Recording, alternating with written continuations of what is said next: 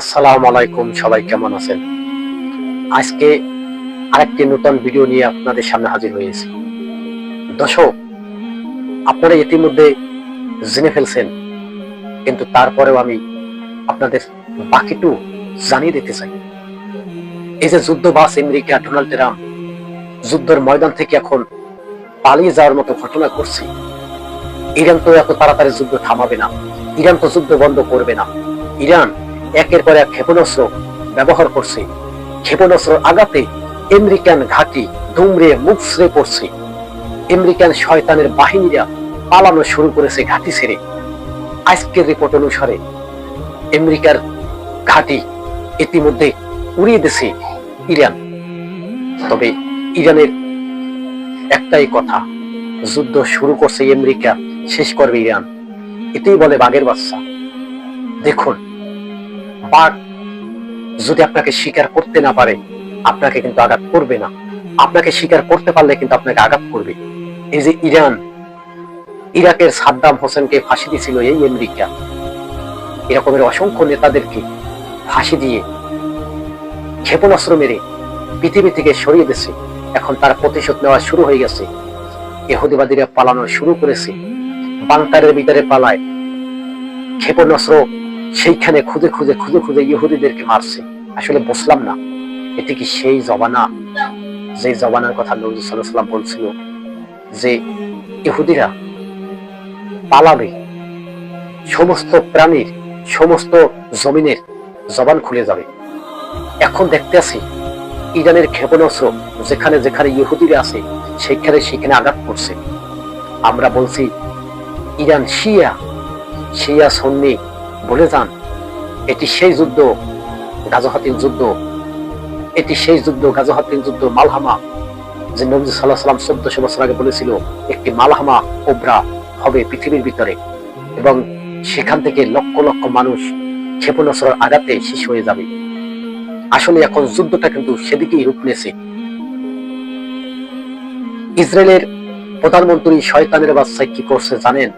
সে কিন্তু পারমাণবিক অস্ত্র ব্যবহার করার জন্য প্রস্তুত হয়ে গেছে। ইরান কি আঙ্গুল সুজবে? ইরানও তো মেরে দেবে। যারা যারা মনে করছে যে ইরানের ভিতরে পারমাণবিক অস্ত্র নাই, আমরা ভুল করছি। ইরান এত কয়টা বছরে লক্ষ লক্ষ মিলিয়ন মিলিয়ন টাকা দিয়ে ক্ষেপণাস্ত্র বানাইছে। তারা জানে যে না হয় মুসলিম উম্মার কোনো অস্তিত্বই থাকবে না, এই আমেরিকা শেষ করে দেবে। আজকে ইরানের দিকে তাকিয়ে দেখুন, ইরানে মাটির নিচে বাংকার তৈরি করেছে, মাটির নিচে ক্ষেপণাস্ত্রের শহর তৈরি করে রেখেছে। কি কারণে? এত লক্ষ লক্ষ কোটি কোটি টাকা ক্ষেপণাস্ত্র বানিয়ে রেখে দিয়েছে ইরান।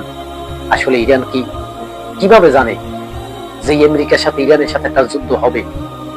তবে এটি সত্য, এটি বাস্তবতা যে ইরান বুঝে ফেলছে, আর কেউই না বুঝুক, যে এই সেই যুদ্ধ, যে যুদ্ধ মুসলমানের অস্তিত্ব পৃথিবী থেকে সরিয়ে দেওয়ার জন্য ষড়যন্ত্র করছে।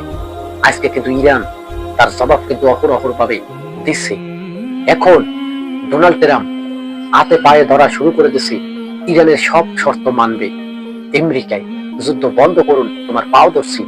কি বলছে আমেরিকা? ইরান তো যুদ্ধ বন্ধ করবে না। ইরান তো সাফ সাফ বলে দিচ্ছে রক্তের বদলায় রক্ত নেওয়া হবে। এখন কিন্তু রক্তের বদলায় রক্ত কিন্তু ইরান ঠিকই নিচ্ছে।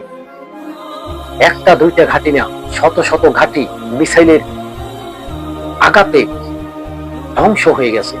আর বাকি যতটা আরব দেশের ভিতরে ঘাঁটি আছে, আমেরিকান ঘাঁটি, এ সমস্ত ঘাঁটিও ধ্বংস করে দেবে। নাই, আমেরিকা শেষ। আমেরিকার যে পতন হবে এটি হাদিসেও পাওয়া যায়। আমেরিকার একদিন পতন হবে। আমেরিকার পতন কিন্তু হইতে শুরু করেছে।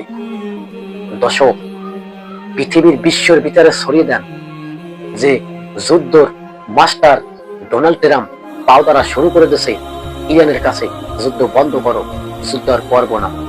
কিন্তু লোভে পাপ, পাপে মৃত্যু, পাপে বাপেকেও ছাড়ে না। আজকে এই ডোনাল্ড ট্রাম্প, এই নেতানিয়াহুর কারণে পুরো ফিলিস্তিন, পুরো গাজাটা একবারে মেসাকার হয়ে গেছে। মনে করছে যে ফিলিস্তিনদের মায়েরা শান্তিতে সুখে জীবন যাপন করব। না, কোনোদিনও তা হতে দেবে না। এই ফিলিস্তিনের মানুষের চোখের পানি আপনারা মনে করছেন যে এগুলা মুছে যাবে, এই চোখের পানির প্রতিশোধ নেওয়া হবে না? কি করে বসলেন? আজকে দেখুন ফিলিস্তিন চোখের কান্নার শহরে ভাসছে, আজকে কিন্তু ইরান তার প্রতিশোধ নেওয়া শুরু করেছে।